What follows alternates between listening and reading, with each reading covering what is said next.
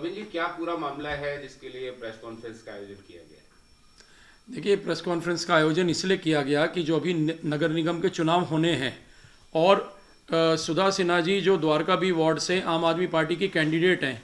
मैंने ये देखा था कि पिछले दिन उन्होंने आपको एक इंटरव्यू दिया है जिसके अंदर उन्होंने दो तीन बातों पे बहुत ज़्यादा फोकस किया। एक तो उन्होंने कहा कि मैं पत्रकार हूँ अनंत, और तुम भी पत्रकार हो। तो एक तो मैं स्पष्टीकरण चाहता हूँ कि वो किस प्रकार की पत्रकार है। आप तो पत्रकार हैं, मुझे पता है। प्रवीण जी, मदन जी, उपाध्याय जी, दिव्या जी, ये सारे पत्रकार हैं, ये मुझे पता है। लेकिन उनकी पत्रकारिता कैसी है जो कि एक प्रॉपर्टी डीलर के दफ्तर से चलता है, वो तो आज तक हमें समझ में नहीं आई। एक दूसरा, मुझे आपत्ति था उनके इंटरव्यू में जब उन्होंने ये बोला, एक सम्मानित पत्रकार को, आप द्वारका के सम्मानित पत्रकार हैं, उन्होंने क्या कहा, आनंद मैंने तुम्हें नहीं बुलाया, तुम मेरे पास आए हो इंटरव्यू लेने के लिए, मैंने तुम्हें नहीं बुलाया। बार बार इस बात को जो वो कह रही थी, ये मुझे बड़ा अजीब सा लगा, क्योंकि ये उस दिन की बात है कि जब आपने मेरा इंटरव्यू किया था और उसके बाद हम लोग द्वारका में तमाम फुटपाथ को देखने गए थे जहाँ पे भी ओपन ड्रेन्स हैं या पार्क में अव्यवस्था है। ये हम लोग द्वारका का सर्वे करते रहते, सब जानते हैं। मैं और अनंत कौशिक जी हम लोग मिलकर ये सर्वे करते रहे द्वारका के हित में। तो उस दिन लगातार मुकेश सिन्हा जी के फ़ोन अनंत कौशिक जी के फ़ोन पे आ रहे थे, जबकि ये उसे उठा नहीं रहे थे। फिर व्हाट्सअप कॉल भी आया, इन्होंने उठाया नहीं। बाद में उन्होंने अपने ड्राइवर से भी फ़ोन कराया, तब शायद जाके आपकी बातचीत हुई थी। तो जो वो बात कह रही हैं, एक बड़ी छोटी सी बात है। अरे आपने बुलाया, स्वीकार कीजिए, आप बोलिए कि हाँ मैंने इस बात के लिए अपना स्पष्टीकरण देने के लिए बुलाया है। लेकिन आप इतनी छोटी सी बात पे भी जो झूठ बोल रही हैं कि अनंत मैंने तुम्हें नहीं बुलाया, तुम खुद आए हो मेरे पास, मैं इसका भी स्पष्टीकरण देने आया हूं कि ये मैं गवाहूं इस बात का। और अनंत कौशिक जी के जो मोबाइल नंबर हैं उनके कॉल डेटा निकाल लिए जाए, उससे पता लग जाएगा कि किसने अनंत जी को बुलाया, किसने नहीं बुलाया। तो ये जो बातें हैं, और फिर उनका ये कहना कि देखते हैं कौन कितना बड़ा राम भक्त है, तो इस पे भी मेरे को आपत्ति है। मैं कहा भाई राम भक्त तो राम भक्त होता है, इसमें बड़ा और छोटा क्या।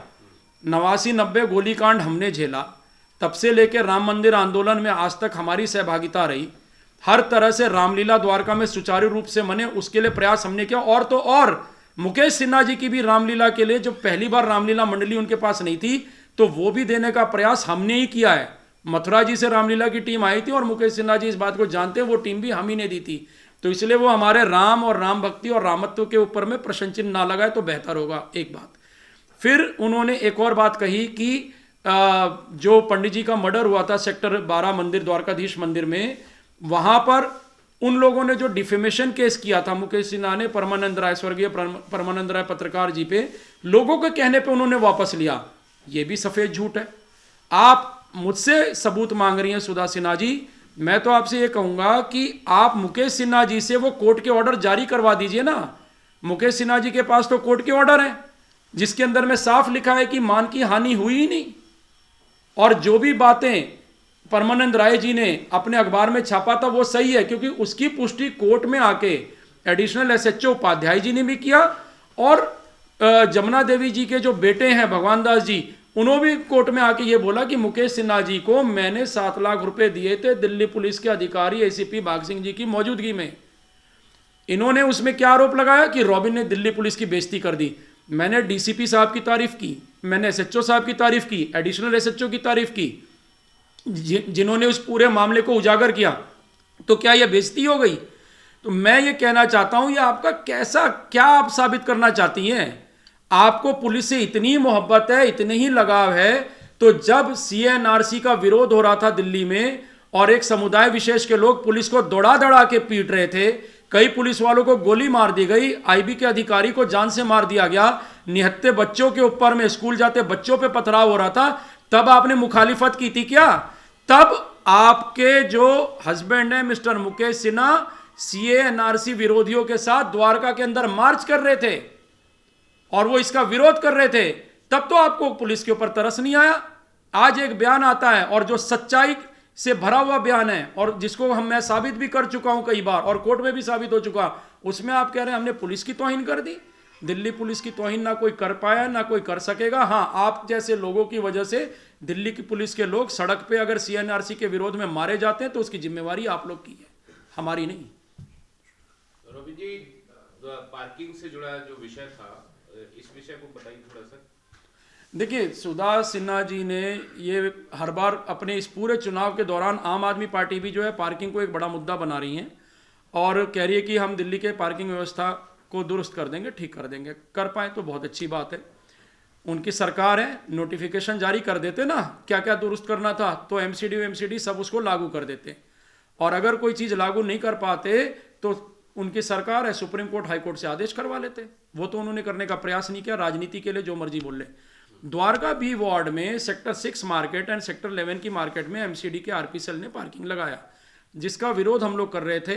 इस बात का विरोध नहीं कर रहे थे कि पार्किंग उन्होंने लगाया ये गलत किया, हम इस बात का विरोध कर रहे थे कि पार्किंग जिस प्रकार से यहाँ पे संचालित हो रही है वो गलत है, और पार्किंग में जो एरिया का जो था उस पर डिस्प्यूट था, जिसको लेके हम लोग कोर्ट में चले गए।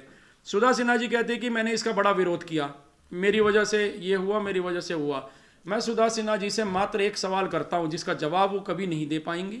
सेक्टर 11 रामलीला के अंदर में जो आयोजन श्री मुकेश सिन्हा जी करते हैं, प्रॉपर्टी डीलर और association of social and cultural events के माध्यम से करते हैं, क्या उसके अंदर में पार्किंग चार्जेस लिए गए? क्या मेले की एंट्री के अंदर टिकट काउंटर लगा के लोगों से पैसे लिए गए? अगर उन लोगों ने ये सारी चीजें की हैं तो उनको एमसीडी की कार्यप्रणाली पे या द्वारका में पार्किंग लगी या नहीं लगी या उसके हटाने का उन्होंने क्या प्रयास किया, इस पे बोलने का कोई अधिकार नहीं है। रामलीला के अंदर में द्वारका के लोगों से इन लोगों ने फ्री कैटेगरी में डीडीए से लैंड बुक कराया था, और वहां पे रामलीला के अंदर जो लोग आ रहे हैं, भक्ति भाव से आ रहे हैं, मेले में अपने परिवार के साथ घूमने आ रहे हैं, वहां पे इन लोगों ने पार्किंग चार्जेस लिए। इससे ज्यादा जघन्य अपराध तो कोई हो नहीं सकता, जिसके उत्तरदायी सुधा सिन्हा जी और मुकेश सिन्हा जी दोनों हैं। तो जो रामलीला थी उसमें पार्किंग चार्ज लिए गए, इसका आपके पास कोई एविडेंस है? एक बिल्कुल। दूसरा, सेक्टर 11 में सुधा सिन्हा ने खुद धरना दिया था पार्किंग के खिलाफ, जिसके बाद वहां किसी तरह से कुछ दिन के लिए शायद पार्किंग हटी थी, तो क्या उसका श्रेय उनको नहीं मिलना चाहिए? ऐसा है, सेक्टर 11 में जो धरना प्रदर्शन हुआ उसको आयोजित किया वहाँ की मार्केट एसोसिएशन ने, supported by sector 6 market association and all Dwarka resident federation. ये सारी संस्थाएं वहाँ पे जुटी थी। सुधा जी आई हमारे साथ, वो रैली में भी थी। उन्होंने बोला कि रॉबिन आप ना डिक्लेयर कर दो कि मैं धरने पे बैठ रही हूँ। मैंने कहा जी आप स्वयं बोल दीजिए। उन्होंने माइक लेके बोला, फिर बाद में वो कई बार मेरे से बीच में बोले यार मैं तो बोल के फंस गई, अब यहाँ पे दिन दिन भर बैठना पड़ेगा क्या? मैं कहा नहीं, थोड़े समय आइए जाइए, प्रचार करते रहिए। तो यही होता रहा वहाँ पे। लेकिन जो लड़ाई थी वो वहाँ के दुकानदारों ने लड़ी है। सुबह से रात तक दुकानदार वहाँ पर धरने प्रदर्शन पे बैठे रहे। वीडियो जाके देख लीजिए अगर ये वहाँ पर आपको आधे घंटे से भी ज़्यादा किसी दिन अगर दिखी हो तो। हाँ ठीक है, आप आइए, आपका स्वागत है, आपने उस लड़ाई में सहयोग किया, आपका स्वागत है, इससे कोई डिस्प्यूट नहीं है। लेकिन इन्होंने अपने अखबार के अंदर ये झूठ क्यों छापा कि हमने इसको परमानेंटली सेक्टर 11 की पार्किंग को हटा दिया है, जबकि मैंने इनको टोका था कि ये पार्किंग सस्पेंड हुई है। आप राजनीति के लिए ऐसा प्रचार ना करें, चुनाव आने वाले थे तो ये श्रेय लेने लग गए कि नहीं नहीं हमने इसे परमानेंटली हटा दिया। सस्पेंशन में और परमानेंटली हटने में दोनों में बहुत जमीन आसमान का अंतर है। हुआ क्या, बाद में वो फिर से लग गई, तो क्यों नहीं आई हटवाने के लिए? रामलीला में जो पार्किंग चार्ज लिए गए, इसका कोई एविडेंस है? हाँ बिल्कुल एविडेंस हमारे पास।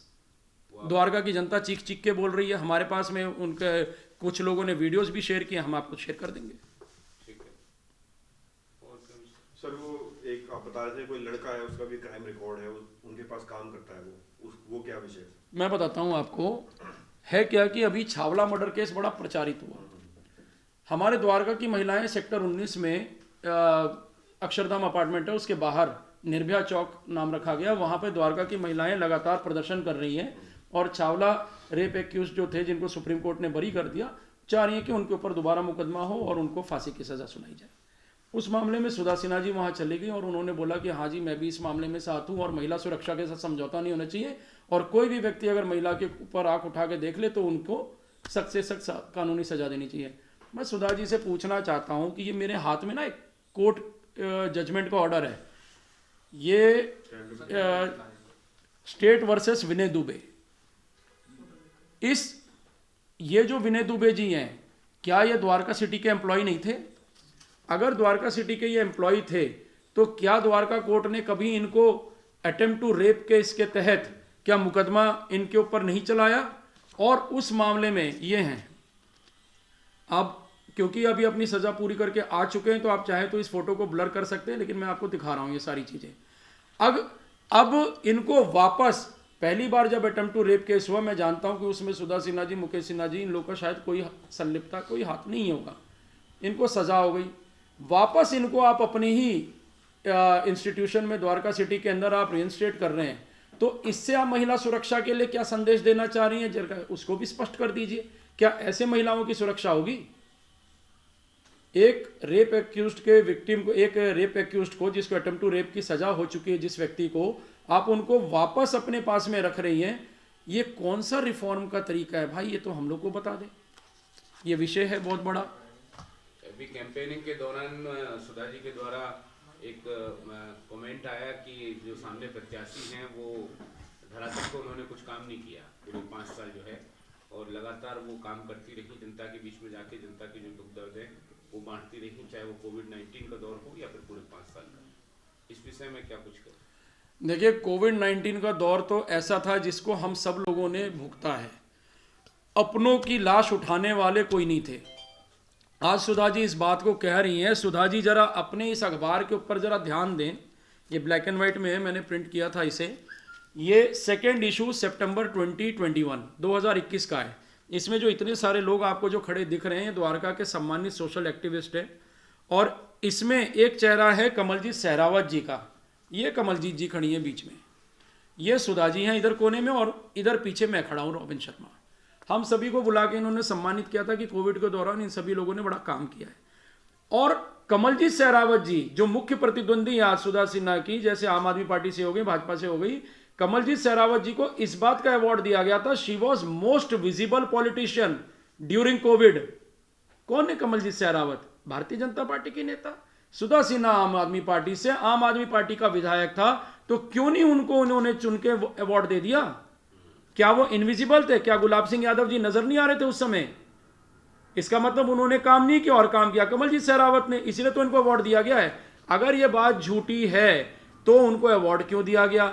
अगर ये बात झूठी है तो अपने अखबार में इतना बड़ा बड़ा प्रचार इन्होंने क्यों किया?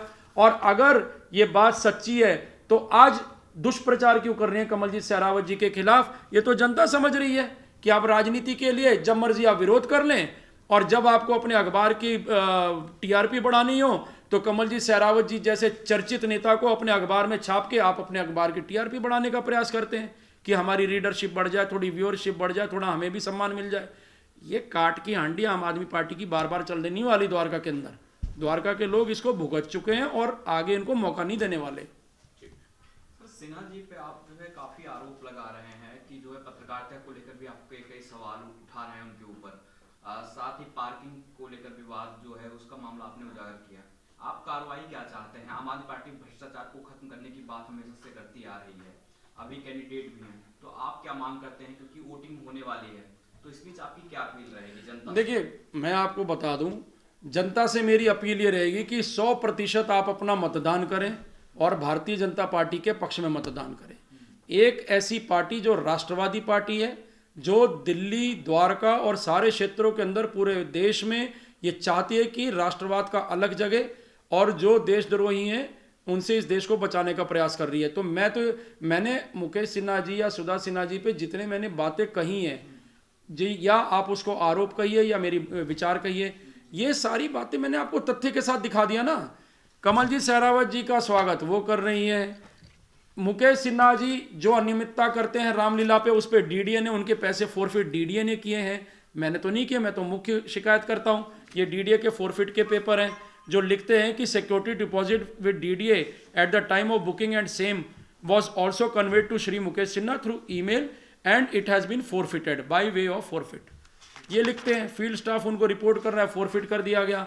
अब मुझे ये बताइए और कितने सबूत चाहिए? अब मैं अगर उनके पत्रकारिता के विषय पे अगर प्रश्न चिन्ह लगा रहा हूँ, हालांकि कागज में दिखाना नहीं चाह रहा था, लेकिन चलिए हम दिखाई देते हैं। मुझको एक बात बताइए, ये है case FIR number 162/6 under section 420, 468, 467, 471, 120B IPC PS Dwarka Delhi housing घोटाला। इसके अंदर जो सीजर मेमो है और जिसके अंदर जो डॉक्यूमेंट्स सबमिट किए गए हैं, इसमें एक रसीद आपको मैं दिखाऊंगा, क्योंकि ये तो कोर्ट में जमा है, मेरे तो घर की रसीद है नहीं।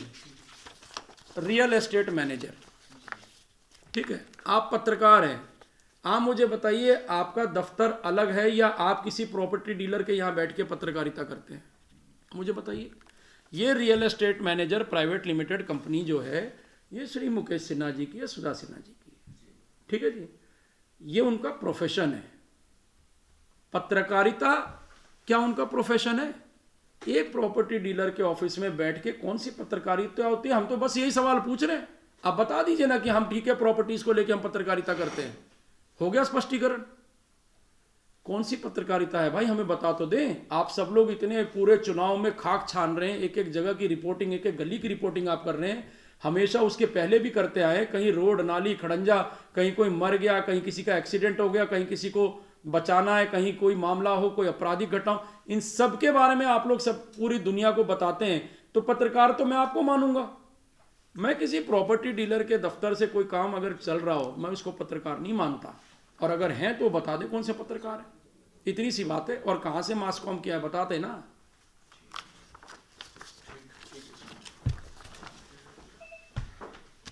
जो रॉबिन जी हैं, पहली बात वो खुद एक बहुत बड़ा माफिया चला रहे हैं सेक्टर 6 में। उसके बारे में वो क्या कहना चाहते हैं, पहले तो मैं आपसे जवाब क्वेश्चन पूछना चाहती हूँ। दूसरी चीज़, आपने एक और क्वेश्चन क्या किया, पार्किंग। ये पार्किंग किस चीज़ के लिए? मैं कोई मार्केट में पार्किंग चला रही हूँ उसके बारे में आप कह रहे हैं? किसके बारे में कह रहे हैं? रामलीला जो आप कराते हैं। रामलीला। रामलीला में देखिए, मेरा संबंध सिर्फ रामलीला से है। झूलों का लाइसेंस पुलिस देती है, मेरा पार्किंग से कोई लेना देना नहीं है। तो ये धंधा कैसा है मुझे समझ में नहीं आ रहा। धंधा चला रहे खुद, अपने धंधे को चलाने के लिए रामलीला जैसी पवित्र चीज़ों को बदनाम करें, तो ध्यान रखें कि भगवान भी उन्हें माफ़ नहीं करेंगे। और मैम, जो वर्तमान पार्षद हैं या पूर्व पार्षद थी कमलजीत शेरावत, उनको आपने एक फंक्शन में मोस्ट विजिबल कैरेक्टर का अवार्ड भी दिया था और अब उनकी आप बुराई कर रहे हैं। मोस्ट विजिबल कैरेक्टर का अवार्ड दिया था, बिल्कुल दिया था, उसमें कोई गलत नहीं है। मैं उनकी जो चीज़ें उनकी गलत है, हम उसकी गलत चीज़ों के बारे में मैं बोल रही हूँ इलेक्शन में। और जो उन्होंने किया है, जो सत्य है, मैं उसी चीज़ को बोल रही हूँ। जब तक चीज़ें पता नहीं थी उस चीज़ को अप्रिशिएट किया गया, जब चीज़ें पता लगी तो हमने उनके बारे में सच्चाई भी बता दी। उसमें गलत क्या किया मैंने? नहीं, उनका कहना ये है कि मोस्ट विजिबल लीडर ड्यूरिंग कोविड-19 ये अवार्ड आपने दिया Dwarka city. I don't think so. मैंने उनको मोस्ट विजिबल पॉलिटिशियन का उनको मिला है, कोविड का नहीं दिया है। एक मिनट, करेक्शन। ड्यूरिंग कोविड-19 नहीं, हमने बोला मोस्ट विजिबल पॉलिटिशियन का उनको दिया था जिन्होंने किया। वो पब्लिक पोल पे था, हमने नहीं दिया है, हमने पब्लिक पोलिंग किया। ये ध्यान रखिएगा, मैं उतनी ही निष्पक्ष हूँ जितने आप लोग निष्पक्ष हैं। हमने पब्लिक पोलिंग पे जो दिया हमने उनको दिया, उसमें मैंने उनको कोई गलत नहीं ठहराया। जो डेफर्मेशन का जो केस था जो आप लोगों के द्वारा किया गया, उसमें आपकी सफाई आई थी कि आपने जो केस है उसको कुछ लोगों के कहने पे या आपस में एक सहमति के आधार पे उसको विड्रॉ कर लिया था। उनका ये कहना है कि कोर्ट ने आपके जो आरोप थे मानहानि के उनको बेसलेस पाया और आपकी जो याचिका थी एक तरह से उसको निरस्त कर दिया या उसको खारिज कर दिया आपके केस। ऐसा है कि जब आप कोर्ट में जाएंगे, डिफर्मेशन का केस डालेंगे, 10 साल चल रहा है, और आप ही के सो कॉल्ड लोग जब आएंगे तो उसको क्या करेंगे? कोर्ट क्या करके देगा उसको? डिफर्मेशन का केस हमने डाला और कोर्ट किसी बेसिस पर तो उसको खारिज करेगा। अगर आज आप ये लेकर आ रहे हैं, आप दिखा दीजिए उसे किस बेसिस का है। मुझे तो नहीं लगता ये बात हुई है। अगर डिफर्मेशन का केस है और वो सेटलमेंट कर रहे हैं कि भैया इसको आगे मत बढ़ाइए, बात खत्म हो गई इतनी सी। उस केस को अभी तक लाने का क्या मतलब है? तो उसमें लगता था आपको कि अगर वो गिल्टी थे तो आप कंटिन्यू कर सकते थे? हम तो अभी भी कंटिन्यू करने को तैयार थे। वो आए थे, हम तो गए नहीं थे उनके पास। 10 साल जब लड़ रहे हैं तो 10 साल और जूते चप्पल घिसट लेते, उसमें क्या फ़र्क पड़ना है? जब 10 साल हमने अपनी समय निकाल दिया तो 10 साल और खींचने में क्या जाता था? कोई जाता नहीं था। और वो कौन थे जिनके बारे में आप कह रही हैं जो आए थे, माने जो मैंने जिस पे देखिए, पहली बात, जो व्यक्ति हैं वो शायद अब यहाँ पे नहीं है, इस जहाँ में नहीं है। पहली बात, जब व्यक्ति यहाँ नहीं हो उसके बारे में बोलना अच्छा नहीं लगता है। उनका एक परिवार है, उनके एक बच्चे हैं, ठीक है, उसको मैं रिस्पेक्ट करती हूँ। उनके बारे में मैं शब्द भी नहीं बोलने चाहूँगी। आई थिंक वो बोलना मेरी सभ्यता को नहीं दर्शाता है। तो मैं आपसे माफ़ी चाहूँगी कि मैं उस व्यक्ति के बारे में बोलना नहीं चाहूँगी, क्योंकि वो अभी यहाँ पे नहीं है। खत्म। मैम, आप खुद को पत्रकार भी बताते हैं और आप एक प्रॉपर्टी डीलर के ऑफिस में बैठकर एक नेता होकर कैसे पत्रकार का ऑफिस चला रहे हैं? इस ऑफिस से, प्रॉपर्टी डीलर के ऑफिस से पत्रकारिता का दफ्तर कैसे चल रहा है? पहली बात है, पत्रकारिता का और प्रॉपर्टी डीलर का क्या? प्रॉपर्टी डीलर आपके कहने का मतलब चोर है? चोर नहीं, नहीं। उसका तो अलग क्वेश्चन प्रॉपर्टी कंसल्टेंट। ऐसा मैंने कहा ही नहीं। नहीं, आपने जो देखिए, बातों को मोड़ना। आपने कहा जैसे कि मैं एक पत्रकार हूँ, मैंने आपकी बात का जवाब दिया है। कोई प्रॉपर्टी रियल एस्टेट कंसल्टेंट चोर नहीं है। कृपया करके इस बात को निकाल दीजिए, दिमाग से निकाल दीजिए। और ऑफिस मेरे को कोई मेरे पति हैं जो प्रॉपर्टी कंसल्टेंट हैं, हमने कोई चोरी नहीं की है जिसके लिए आप इतना बड़ा चीज़ रह रहे। ऑफिस में एक ऑफिस है, दूसरी साइड हमारे 2 पार्टीशन बने हुए, एक जगह हमारा रियल एस्टेट का चल रहा है और एक जगह हमारा न्यूज़पेपर का चल रहा है। उसमें गलत क्या है? तो ये जो आपका कहना है, तो मैं इसमें कहूँगी जोरदार ना आपने क्वेश्चन बोलिया, जोरदार मैं ये कहूँगी सारे प्रॉपर्टी कंसल्टेंट को कि इस पे आप ज़रूर ध्यान दें। ये आपके ऊपर एक आपत्ति जताई जा रही है। मैम आपके ऊपर आरोप यही पत्रकारिता वाले पे जो है आरोप लग रहे थे, जो रॉबिन ने लगाया था कि आप पत्रकारिता के नाम पर जो है कुछ ऐसे लोगों को बस जो है प्रमोट कर रही हैं जिनसे आप पैसे मोटी रकम ले रही हैं। सिर्फ उन्हीं को जो है जनता के मुद्दों को नहीं उठा रही हैं, बल्कि ऐसे लोगों को प्रमोट कर रही हैं जिनसे आपको मोटी रकम मिल रही है। ये आरोप उनकी तरफ से लगाया उनके गया है। आरोपों का पहले तो नाम बताइए जिनसे मोटी रकम मिल रही है, और कितनी मोटी रकम मिल रही है भाई ये भी बता दीजिए आप हमें। पहले तो जब आप बात करें रॉबिन जी, जिनका अपना ही कोई बेस नहीं है, जो कभी भारतीय जनता पार्टी और कभी हमारे पास आ जाएं, जी अगर आप ये कर लें तो पार्किंग के मुद्दे के बारे में हम कमल जी सरावत के अगेंस्ट में ये धरना देंगे और आज उनके साथ लगे, तो पहले तो भारतीय जनता पार्टी समझ ले कि उनके घर में विभीषण बैठा हुआ है। हमने तो समझ लिया, उनने अपने आप को दूर कर लिया उनसे, लेकिन वो समझ ले इस बात को। एक दूसरा, जब भी आप प्रेस कॉन्फ्रेंस या मेरे से क्वेश्चन करें, आप मोटी रकम का बताएं, किनको हमने प्रमोट किया ये बताएं, और ऐसे कौन से भाई द्वारका वाले लोग जो पैसे देते ये भी बता दें। हम ही जाके बोलते हैं आप भी तो जाते हो जी मैडम एक बाइट दे दीजिए। द्वारका के लोगों को आप भी जानते हैं, द्वारका के लोग इतने भूखे नहीं हैं। ये द्वारका के लोगों की एक अपमान है, ये बहुत बड़ा अपमान है जिसकी मैं निंदा करती हूँ कि आप द्वारका के लिए ये बोल रहे हैं। और अगर उन्होंने भी द्वारका के लिए लोगों के लिए बोला है, ये आपको सोचना पड़ेगा और द्वारका के लोगों को इसके लिए कॉल लेना पड़ेगा। नहीं, वही मैम जो जिक्र कर रहे थे कि आप जनता के मुद्दों को नहीं उठा रही हैं। आप पत्रकारिता, आप बोल रही हैं कि आप पत्रकार हैं, पत्रकार के नाते जो मुद्दे उठाने चाहिए उन मुद्दों को ना उठाकर बस सिर्फ ऐसे लोगों को प्रमोट कर रही हैं जिनसे तो आपको बेटा फायदा मुद्दे हो रहा है। बताओ ना, बच्चे आप मुद्दे बताइए, क्या मुद्दे उठाए? न्यूज़पेपर है, सेल्फ अलॉटमेंट का मुद्दा हमने उठाया, पानी का मुद्दा हमने उठाया, कूड़े का मुद्दा हमने उठाया, सड़क का मुद्दा हमने उठाया, शमशान का मुद्दा हमने उठाया। तो कौन से मुद्दे की आप बात कर रहे हैं? और न्यूज़पेपर में, एक कम्युनिटी न्यूज़पेपर में किस स्कूल में क्या फंक्शन हो रहा है उसकी हम बात करते हैं, किस में कहाँ पे कोई कल्चरल एक्टिविटी चल रही है हम उसकी बात करते हैं। तो ये तो बताइए कौन से मुद्दे को हमने नहीं उठाया और कौन से मुद्दे को हमने चला दिया, आप ये बता दीजिए। आपने there has to be clarity in your thoughts कि आप क्या पूछ रहे हैं मुझसे। एक वो रामलीला वाला जो विषय था, उसमें जो बुकिंग आपकी थी, बुकिंग से तकरीबन हफ्ते या 15 दिन पहले आप लोगों ने उसको कैप्चर कर लिया था ग्राउंड को और वहाँ पे अपनी एक्टिविटी, मतलब उसकी शुरुआत कर दी थी, कॉमर्शियल एक्टिविटी। देखिए ऐसा है अनंत, हमारे यहाँ पे कितनी रामलीला होती है आपको पता ही होगा, मेरे ख्याल से 3 बड़ी रामलीला होती है। एक हमारी, एक बाल रामलीला और एक सेक्टर 11 वाली। इतने बड़े ट्रक आते हैं, कोई कैप्चर नहीं किया था कोई यहाँ पे कोई वो आप लोगों ने तो हमें एक ही बारी में ऐसा टारगेट बना दिया कि जैसे बहुत बड़े यहाँ पे रैकेट चल रहा है। There is no racket one. और हमारा नहीं, सबका काम थोड़ा बहुत पहले झूले आ जाते हैं और रखे जाते हैं, उसे कैप्चर नहीं किया गया है। और ये इंटरव्यू मैं आपको पहले भी दे चुकी हूँ। ठीक एग्जैक्टली 24 घंटे मेरे इलेक्शन के ये जो बॉम्बार्ड कर रहे हैं, मेरे को ऐसा लगता है कि शायद आप एक महिला को, वैसे तो मैं लेके चल रही हूँ जो महिला बैठी है शेर नहीं है, कोई फ़र्क पड़ता नहीं मुझे इसका, लेकिन ठीक है अगर आपने मुझे ये भी फेस करने को बोला मैं इसको भी फेस कर जाऊँगी। मुझे ऐसा लगता है मेरे ये टाइम की बर्बादी है, बट आपने क्लेरिफिकेशन मांगा, आपकी मैं रिस्पेक्ट करती हूँ क्योंकि आपके लिए बहुत ज़रूरी है ये जानना क्या सत्य है।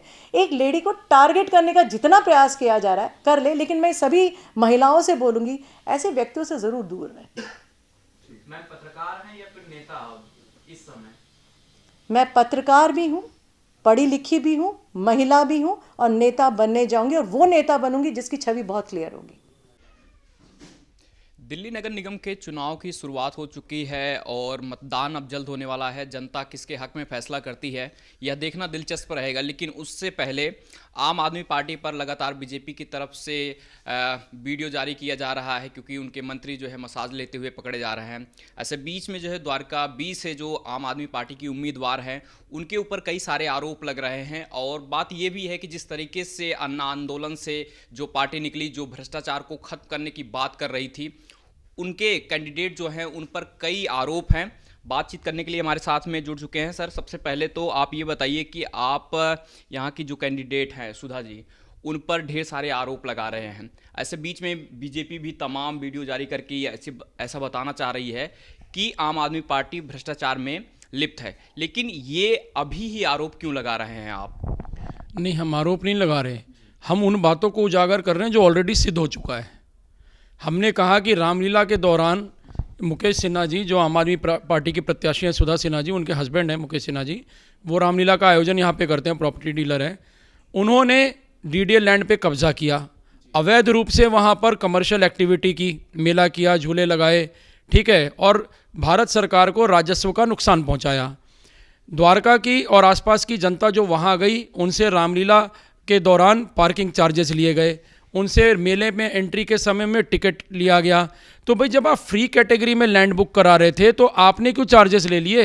ये सब सिद्ध है, जिसकी वजह से डीडीए ने उनकी पैसे को भी फोरफिट किया है। जो उन्होंने सिक्योरिटी डिपॉजिट किया था उसको फोरफिट कर दिया, हमारी बातों को सही मानते हुए। तो जो भी बातें सिद्ध हो चुकी हैं वो पब्लिक डोमेन में आएंगी, और उसके आने का विषय केवल इतना है क्योंकि ये लोग उन बातों को अपने आप अपने भाषणों में कह रहे हैं कि नहीं, हम तो द्वारका में पार्किंग व्यवस्था ठीक कराएंगे। तो भाई, जो रामलीला आप होती है आपके माध्यम से, उसमें आपने पार्किंग चार्जेस क्यों ले लिए? ये तो जनता सवाल पूछेगी। ये तो बनता है। आपसे सवाल एक और रहेगा कि आम आदमी पार्टी जिस तरीके से आप आरोप लगा रहे हैं, ऐसे बीच में आप क्या मानते हैं कि आम आदमी पार्टी जो है भ्रष्टाचार को बढ़ावा दे रही है, या ऐसे कैंडिडेट को जब मैदान में उतार रही है एमसीडी में, तो भ्रष्टाचार को बढ़ावा दे रही है? ये भ्रष्टाचारी पार्टी है। आम आदमी के साथ भ्रष्टाचार करने के लिए पार्टी बनी है, आम आदमी को भ्रष्टाचार से बचाने के लिए नहीं बनी है। इसलिए तमाम भ्रष्टाचारी इसके अंदर में आपको मिलेंगे। कई लोग जेल जा चुके हैं और कई लोग जेल जाएंगे। अरविंद केजरीवाल जी स्वयं ऐसे ऐसे कामों में लिप्त हैं जिनको खुलासा लगातार होता जा रहा है, लेकिन वो मानते किसी बात को नहीं है। ये भ्रष्टाचारियों की पार्टी है, इसलिए कोई ईमानदार पार्टी नहीं है, और ना हम मानते हैं ना देश की जनता मानेगी। तो आप जो आरोप लगा रहे हैं अभी पार्किंग से लेकर, या फिर जिस तरीके से रामलीला का आयोजन किया गया, इन सब में आप जो है आरोप लगा रहे हैं, लेकिन ऐसे बीच में यहाँ की जो विधायक हैं, स्थानीय विधायक जो हैं, उन पर आप लोगों ने इस बारे में, कैंडिडेट के बारे में बताया कि इनको टिकट दिया जा रहा है, इनको गलत दिया जा रहा है, या आम आदमी पार्टी जिस कैंडिडेट को टिकट दे रही है उसको गलत दे रही है, इस बारे में विरोध हुआ, आप लोगों ने किया? मैं अपनी व्यक्तिगत बात कहता हूँ। आम आदमी पार्टी की बहुत अच्छी कार्यकर्ता थी मोनिका मिगलानी, द्वारका बी वार्ड से बड़ी मेहनत कर रही थी।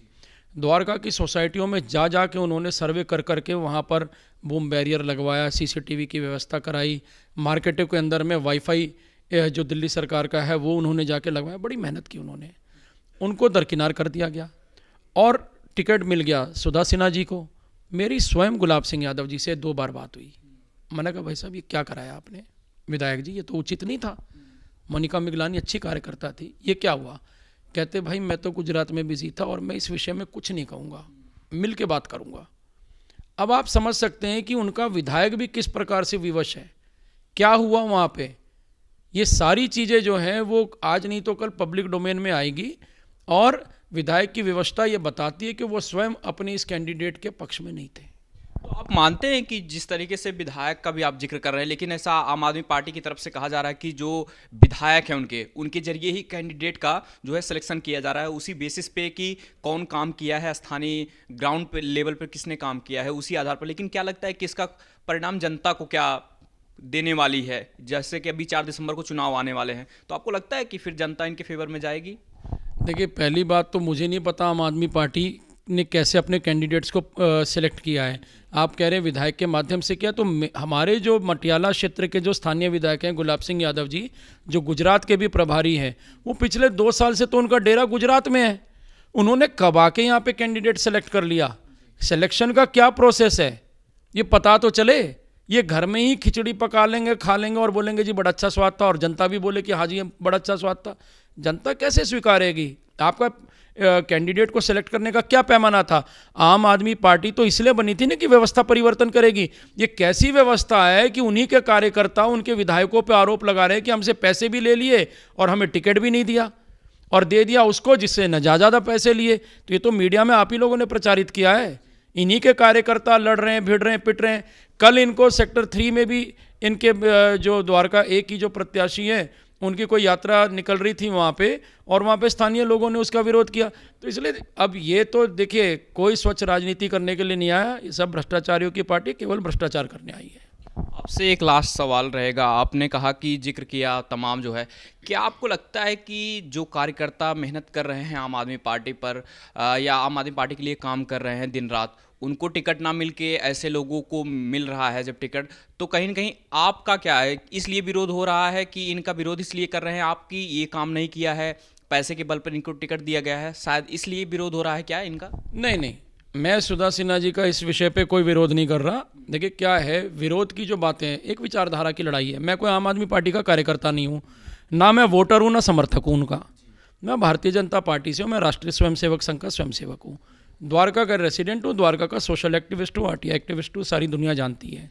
बहुत सारे भ्रष्टाचार के मामले जो डीडीए और एमसीडी के भी हैं, वहाँ पे हम लोगों ने कभी ये नहीं देखा कि कौन सी पार्टी के मातहत ये विभाग आते हैं। हम लोगों ने खुल के उसका खुलासा किया है।